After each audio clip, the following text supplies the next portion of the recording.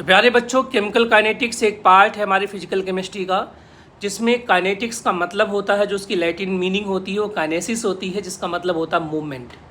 मतलब हम इस चैप्टर में किसी रिएक्शंस के मूवमेंट की स्पीड, रेट या वेलोसिटी के बारे में पढ़ेंगे, और साथ ही साथ जो फैक्टर्स होते हैं जैसे कि टेम्परेचर फैक्ट और आपका प्रेशर होता है, कंसंट्रेशन होता है, कैटलिस्ट होता है, उनका रेट पर क्या इफेक्ट पड़ेगा, इस बात को भी हम इस चैप्टर में पढ़ने वाले हैं। मेन बात होती है जब कोई रिएक्शंस चलता रहता है तो हमारे दिमाग में या एक केमिस्ट के दिमाग में तीन तरीके के सवाल आते हैं।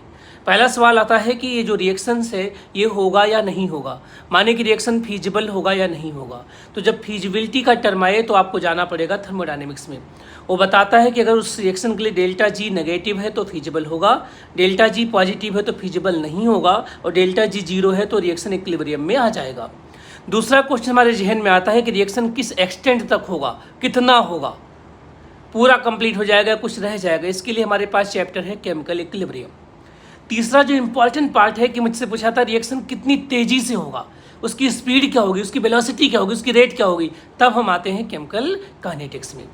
इसका शानदार एग्जांपल लीजिए कि थर्मोडायनेमिक्स कहता है कि ग्रेफाइट को डायमंड में कन्वर्ट किया जा सकता है। जो थर्मोडायनेमिक डेटा है उनके हिसाब से ग्रेफाइट डायमंड में कन्वर्ट हो जाता है, लेकिन ये कन्वर्जन इतना स्लो है, इतना स्लो है, इतना स्लो है कि वो फीजिबल नहीं है, हमें मिलता नहीं है, दिखाई नहीं देता है। तो ये केमिकल काइनेटिक्स है।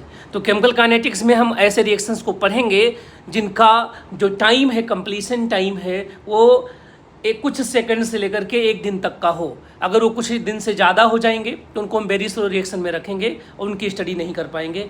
जिनका एक सेकंड से कम टाइम हो जाएगा या कुछ सेकंड माइक्रो सेकंड में आएंगे, उनको हम बोलेंगे फास्ट रिएक्शन, उनकी भी स्टडी हम लोग यहाँ पर नहीं कर पाएंगे।